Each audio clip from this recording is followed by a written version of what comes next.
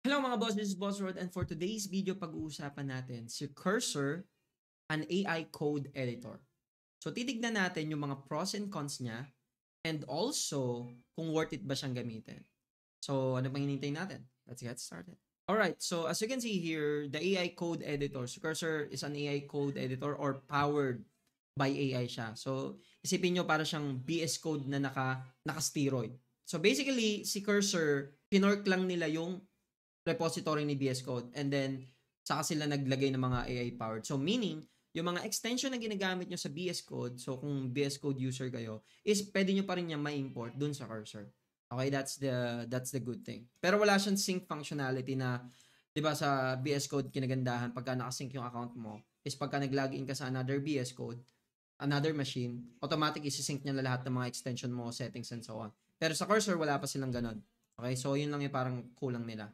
Pero overall, it's really good. So now, I've been using Claude for 2 months now, and I believe I posted in my Facebook page as well na yun nga, we're actually trying to use Cursor or utilize Cursor for productivity, and it looks good. I mean, as long as you don't rely too much to it, okay?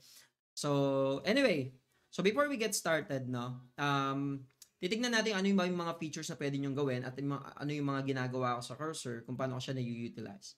Alright. So first, siguro, syempre, gawa muna tayo or kuha muna tayo ng repository dito sa template ko. And then paste nyo lang yan, yung link. And then let's wait. And then pagka okay na, so punta na tayo sa ating repo, Cursor.dat. So this is very basic. I mean, ito yung pinaka-template ko for React. So install ko lang muna. Alright, so it seems like it's good na. So the first thing that we need to understand here is the settings, no? So Cursor offers multiple AI models, no? So ano-ano 'yon? GPT-4, Claude Opus, Cursor Small, GPT 3.5, Turbo, Claude Sonnet. So one of the most important thing here for me is Claude Sonnet. Ito yung madalas kong gamit for actual development, no? And then the other stuff is okay for parang mala Copilot. So, the good thing with AI Cursor, no, or Cursor Editor is built-in na rin yung ano niya, yung autocomplete niya. So, 'di ba pagka VS Code kayo, gumagamit lang kayong Copilot and then nagbabayad kayo ng $10 ata or $20 per month. Dito, wala kayong binabayaran, libre. May Copilot na kayo, meron pa kayong model na pwedeng gamitin sa chat ng mamaya papakita ko sa inyo, okay? So, yan yun, general settings. And also, meron sila ditong tinatawag na code-based indexing. So, anong ibig sabihin ng code-based indexing? You can just imagine yung code-based indexing, mga boss. Ito yung parang ini-index niya yung buong codebase mo. So, meaning, may alam siya dun sa codebase mo. Okay? So, ganun yung idea niya. So, pagka nagtanong ka sa kanya, kay Cursor, ang kinagandahan sa kanya is, may idea siya dun sa whole structure ng codebase mo. So, pwede siya mag-repair to that. Okay? Or yung mga answer niya magbe-base on that. So, pwede nyo i-resync kung di pa nakasync, pero actually, automatic yan, no? Yun yung good thing, no? Alright, so, siguro mag-start na tayo. Magra-run lang tayo, no? Yeah, baka magulat kayo, hindi pa ako naka-beam dito, mga boss. Still in practice mode pa rin ng beam. Pero anyway, punta na tayo dito. Alright, so meron na tayo, di ba? Stage sample, welcome home. Okay. So ngayon, ano yan, boss? O anong pinagkaiba niyan sa Copilot? Ang kinagandahan niya, mga boss, no? Remove ko lang to, no? Si Copilot, meron na rin yan dito. So parang, meron na agad siyang autocomplete, no? So, kasi built-in na yung, ano niya, yung Copilot niya. And then also, pwede nyong, alam ko, ito makita nyo tong Cursor tab, yan. Pwede kayong mamili, fast, default, and prediction, yan. Pwede nyong piliin yan, okay? So, yun yung isa pa sa mga kailangan nyo i-take note when using Cursor. Okay, next, meron na tayong index, di ba? Ayan na, index. So, ang gagawin natin dito, mga boss, may kita nyo dito, Command L to chat, and Command K to generate. Okay? Yung generate kasi parang dito na, diretso na. Pero yung Command L yung madalas kong ginagamit. Ewan ko sa Windows kung control yan or Alt, I'm not sure. So, Command L ako dito, mga boss. Nag-Control A lang ako, das Command L. May kita nyo, nilagay niya na agad yung context, no? Ang sasabihin ko dito, can you create a to-dos list using useState? May option din dito pagka mag-enter kayo. So, close ko ulit yung camera. May option dito na pwede kayong mag-search sa buong code base, command enter, or enter lang dito lang sa specific context na binigay nyo. Gagawin ko, enter lang kasi hindi ko naman kailangan mag-search sa full code base, no? So, ang gagawin ko is, ilalagay ko na lang yung mukha ko dito sa kabila, no? After natin i-enter, no? Makikita natin dito, certainly, blah, blah, blah, and so on. And nakita nyo, nagbigay na agad siya ng code. Okay? So, ang gagawin nyo lang yan, pwede nyo siyang i-copy, yes. Pwede nyo siyang i-copy and then i-paste na yan. Pwede nyo gawin yan. Or, pwede nyo gawin is apply. Yeah, makikita nyo, apply. I-apply niya na agad yung changes and then accept. So, ngayon, tignan natin niya kung nakagawa ba siya ng to-do. Yeah, makikita nyo, nakagawa siya ng to-do. Si AI na yung gumawa ng to-do para sa atin. So, ang gagawin natin, mga boss, is lalagyan pa natin siya ng onte-onte.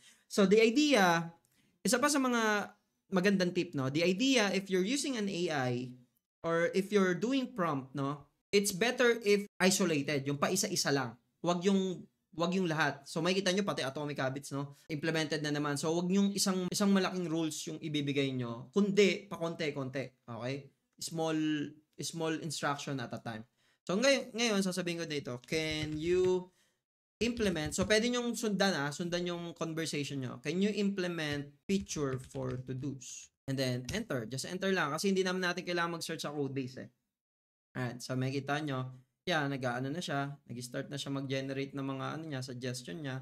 And then gagawin natin dito, so pwede nyo basahin yung mga binigay niya explanation dito, no? Sa akin, hindi ko na kailangan yan since I'm very familiar with this. So, gagawin ko, apply na naman. So, makikita nyo, hindi ako masyado nagko-code, nagpa-prompting lang ako. Okay, and then, actually, dapat na yan. Makikita nyo, meron na tayong to do, meron na tayong edit dito, and then pwede ko nang i-edit to, and then pwede ko na i-save. Oh, hindi nyo pala nakikita. Nakikita nyo pagka nag-add ako dito, no? Yan. Mag-add ako dito. Pagka nag-edit ako, pwede yung ma-edit na naman, no? Yan. Pwede siya ma-edit, pwede ako mag-add na naman, and so on and so on. So ngayon, ano pang kulang natin? So, can you implement delete to do? Okay, and then enter. I hope nakikita nyo yung yung benefit ng using ng cursor, no? So, hindi ako nagko-code. So, inaayaan ko sa AI mag-code, no? And then, save natin yan. So, makikita nyo, meron na rin delete. Pwede na ako mag-delete, delete. Diba? So, kompleto na. And ang isa pang, sabihin natin ang isa pang powerful sa kanya, gawa tayo ng to do sample. Kuha tayo ng image. Okay? Copy natin yan. Now, so pwede kayo actually mag-create ng another chat ulit. Command L lang ulit or Control L, I'm not sure sa Windows, no? So pwede kong sabihin, now, can you revise or can you update the UI, or actually gawa na tayo ng bagong chat, no? Can you update the UI to match on this image? Yan. So, nag-copy-paste na ako ng image, no? Nandirito na yung image. So, pinaste ko lang yung image. And then, lalagay lang natin, please use Tailwind CSS for styling. And then, enter lang tayo, mga boss. So, makita nyo may mga context siya, which is yung lazy TSX at saka yung image. Ayun yung context niya. So, dun siya magbe-base, mga boss. Yan na. So, nag-generate na siya ng code. So, makikita nyo, nag-generate na rin siya ng mga classes ng Tailwind natin. Yan. So, naglagay na rin siya ng SVG. Nakita nyo yun. And then, apply na natin yan ngayon. Apply to enter file. And then, enter. Okay, save ko yan. Punta tayo dito. Oh. Nakita nyo mga boss. Si AI na yung nakita nyo. Si AI na yung gumawa ng mga styling for me. I just posted the screenshot and then bahala na siya. So, makikita nyo, halos same siya, di ba? Halos same siya dun sa binigay nating option and then pwede ako mag-delete. So, may functionality na ako. So, basically, dito nakikita, no, na sobrang swerte ng mga new generation ngayon. And I actually don't get yung mga college student right now na nahihirapan sila sa paggawa ng mga thesis nila. Kasi nga ganto ganyan, no? Magre-reason daw mahirap ganto. Pero actually when you compare yung nangyayari before, walang mga ganto, walang mga AI, walang mga YouTube content creator na Tagalog and so on. paggagawa kayo ng system. So, it's more on manual lahat. Ngayon, nakikita nyo, sa new generation ngayon ng mga kabataan, napaka swerte nyo. Bakit? There's already a lot of resources na you can use to implement your application, no? To implement your capstone in just prompting, okay? Sa AI. So ngayon pag-usapan naman natin, ano yung naging pros and cons nitong AI? Yung pros is madali tayong makakagawa ng mga application using AI tool. Specifically Cursor, no? Kasi yung Cursor sobrang talino talaga. Actually Claude Sonnet kasi may kita nyo dito sa chat, no? May kita nyo sa chat. Actually pwede kayong mamili kung anong model yung gusto nyong gamitin. And by default, I'm using Claude Sonnet for everything. Okay? Kasi Claude Sonnet sobrang galing niya. Sobrang lupit ng model na to for software development. So, here, as you can see, I can build an application in just prompting. So now, let's talk about the pros and cons. So the pros is we basically have the tool now to create an application to build something, no? To build something simple for us in just instant, no? So ganun kalupit yung AI ngayon. And then, ano yung magiging cons? Ang cons nito is once na yung mga programmers, once na yung mga beginner programmer is nag-rely too much sa AI, is panigurado mas mababa na yung learnings nila or mas mababa na yung understanding nila how to code. Okay, that's basically the cons of using AI. But overall, if you use AI moderately or if you use AI wisely, no, na tipong hindi mo lang siya ginagamit for generating stuff and do all the work for you, but rather you use AI to understand how this thing works, how the code works, and so on and so on. So I think that's the best attitude that you can do. Kasi na-experience ko na eh. In my team, actually, since we're actually using Cursor now, most of them are very reliant dun sa AI. So the problem is, hindi nila alam, hindi nila napapansin, kasi may mga code kasi talagang hindi obvious, no? May mga bug na hindi ka pansin-pansin. No, na nagkaroon kami ng problem nito, na tinanong ko pa, bakit tayo nag-implement ng ganito, ganyan? Kasi ang problem is, wala, AI kasi ginamit nila. So, I think the thing here is we need to still evaluate kung ano yung binibigay sa atin ng AI. So now, ano pa yung natin? Ano pa yung magagamit natin dito sa Cursor? So pwede kayong mag-search ng indexing, okay? So for example, gawin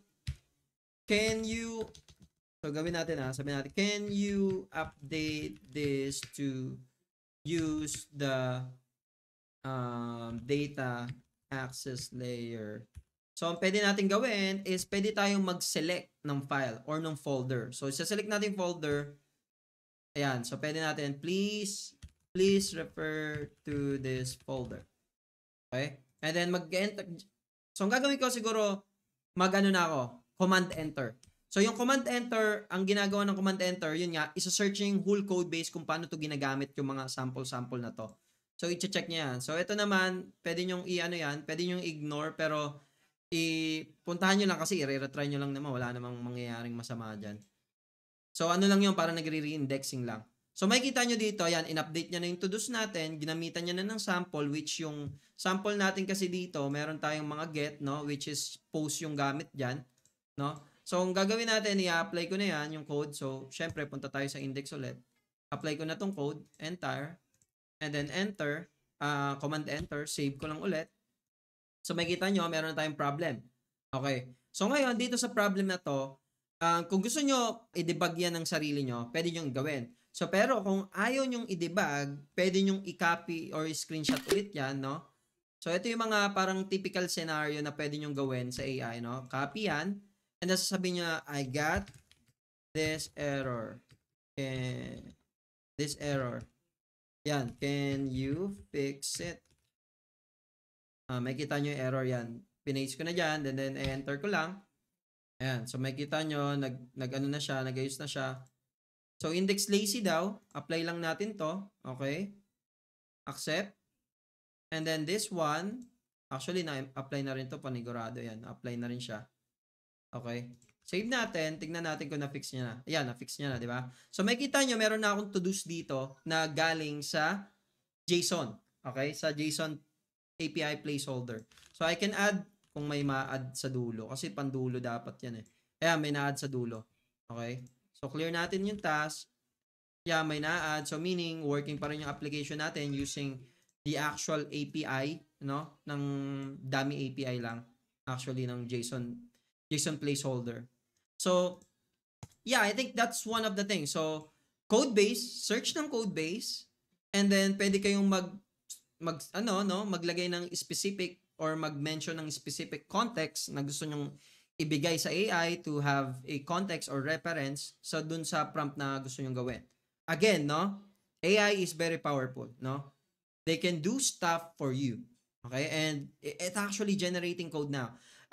As long as you have a good prompting as well. Kasi ako, hindi naman ako ganun kagaling sa prompting, but I know how they works. So, it's better if you are specific on what you're trying to do. And also, you need to have a context so that yung AI, meron siyang idea kung saan siya kukuha ng reference at ano yung gusto mong gawin, and i-generate niya yung based on that context. So, yun yung parang kailangan yung matutunan when using cursor. But again, no, summary siguro, no, settings, si AI offers a bunch of models. Okay? Bunch of models, and then pinakamalupit sa kanya, si cursor, no, meron siyang code-based indexing. And then pwede kayong mag-search through code-based sa prompt nyo, and pwede kayong mag-mention ng files or folder para dun sa magiging context nyo, para isolated lang. Kasi hindi maganda yung palaging code-based searching. No, kasi mas maguguluhan siya kasi maraming context yung i-combine niya. Unlike kung i-mention mo na lang, hey, ito yung folder na yon, dito ko in-implement yung mga data access layer, dito ko in-implement yung settings, or dito yung file na yon, ito yung gagamitin mong pang format, and so on and so on. Pagka may mas idea si AI, mas better. Okay? So, I hope may natutunan kayo sa video na to, and use AI wisely. See you in the next one. Bye.